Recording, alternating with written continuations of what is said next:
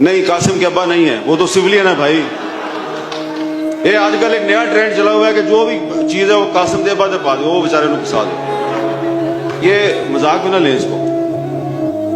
انہوں نے کہا کہ ہم مسئلہ کشمیر حل کرنے کی کوشش کرتے ہیں اور یہ میڈیا والے مسئلہ کشمیر حل نہیں ہونے دیتے. اب انہوں نے مسئلہ کشمیر کیسے حل کرنے کی کوشش کی؟ انہوں نے کرتارپور راہداری کھولی، ٹھیک ہے، اچھی بات ہے، کھولی آپ نے. اس کے بعد انہوں نے بیک چینل کھول دیا، بیک چینل سے انہوں نے بات چیت شروع کر دی.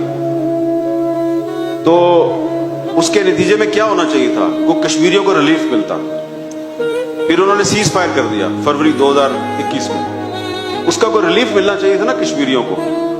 تو اگر آپ کو یاد ہو تو میں ان دنوں میں سیز فائر کے بعد میں وہ ہجیرا گیا، آگے گیا عباس پور، اس کے آگے میں ادھر پھرتا رہا، ایل او سی پہ لوگوں سے بات چیت کرتا رہا.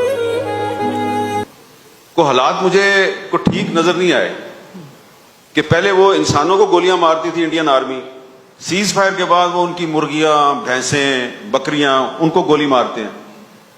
میں جب واپس گیا تو مجھے آرڈر آیا، آرڈر کہ یہ رپورٹ نہیں کرنا کہ وہ گائے، بھینسوں اور بکریوں کو گولیاں مارتے ہیں.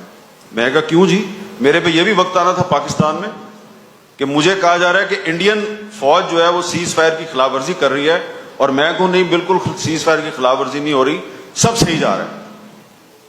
تو تب کافی حالات جو ہے وہ ہمارے لیے خراب ہو گئے. اور سیدھی سی بات ہے جی، سینسر کے ذریعے ہماری آواز دبا دی گئی. کس چیز پہ سینسر لگایا؟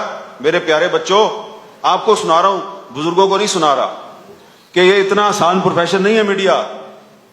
مجھ جیسے صحافی کو یہ رپورٹ کرنے کی اجازت نہیں دی گئی کہ سیز فائر کے بعد لائن آف کنٹرول پہ انڈین آرمی جو ہے وہ مظلوم کشمیریوں کی جو مال مویشی ہے ان پر فائرنگ کرتی ہے تاکہ وہ ہجرت کر کے پیچھے چلے جائیں، علاقے خالی کر دیں.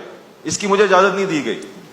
اگر میں اس پہ کچھ لکھتا تھا تو وہ شائع نہیں ہوتا تھا، کچھ بولتا تھا وہ آن ایئر نہیں ہوتا تھا.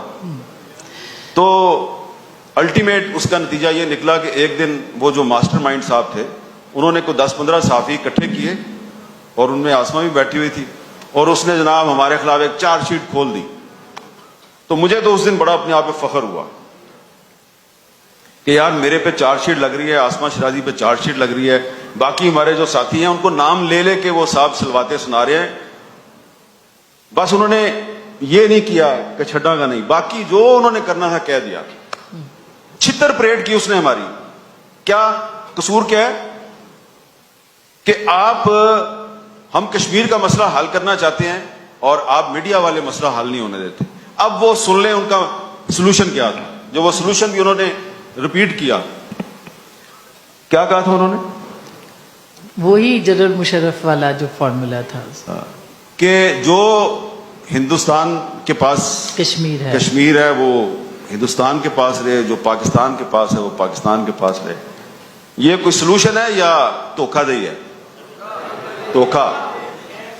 تو شاہ صاحب یہ ہوتا ہے ہمارے ساتھ میڈیا کے ساتھ پاکستان میں. اچھا، میں میر صاحب چونکہ آپ نے بار بار اس موضوع پہ بولنا ہے، یہ آپ نے اتنا بڑا ایک سچ بول دیا ہے جس کی سزا آپ نے بھی بھگتنی ہے اور پھر ہم نے بھی بھگتنی ہے، اور شاہ صاحب نے زیادہ بھگتنی ہے. مگر یہ سچ اگر ہم نہیں بتائیں گے، اپنے نوجوانوں کو نہیں بتائیں گے تو یہ بددیانتی ہوگی. مسئلہ کشمیر کے ساتھ ہوگی، کشمیر کے ساتھ ہوگی اور ہمارے قلم کے ساتھ. ایک چیز میں ضرور یہ واضح کرنا چاہتا ہوں، میں زیادہ لمبی بات نہیں کروں گا، کہ ہم نے یہ بات اس وقت کی جب وہ صاحب، اور نام لے ہی دیتا ہوں یار، جب وہ صاحب جنرل باجوہ صاحب آرمی چیف تھے.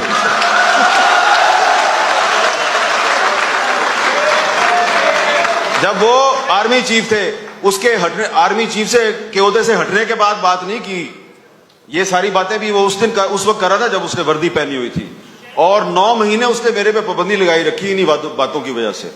تو ہم اس بات پہ بلیو نہیں کرتے کہ جب کوئی بندہ چلا جائے، آفس سے چلا جائے، پھر اس پہ بات کرو. تو یہ بتانا صرف آپ کو یہ ہے کہ اٹس پارٹ آف